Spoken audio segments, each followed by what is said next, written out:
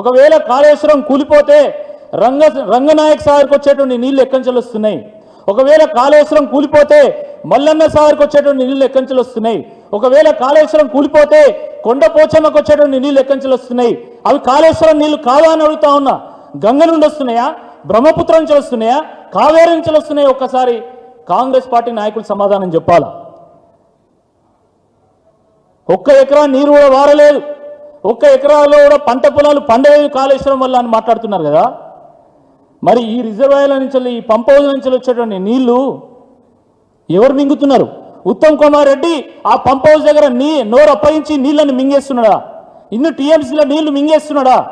రేవంత్ రెడ్డి గారు మింగుతున్నారా? ఈ నీళ్లు మన తెలంగాణ కాకపోతే పాకిస్తాన్ పోతున్నాయా, బంగ్లాదేశ్ పోతున్నాయా? దీనికి కాంగ్రెస్ పార్టీ నాయకులు సమాధానం చెప్పాలా. మేము కేవలం ఆరోపణ చేస్తాము, మేము గొంతు నొక్కుతాము, మేము ప్రజలు మభ్యపెడతామంటే డెఫినెట్గా దాన్ని బీఆర్ఎస్ పార్టీ ఎదుర్కొంటుందని చెప్పి ఈ సందర్భంగా మేము గుర్తు చేస్తూ ఉన్నాం.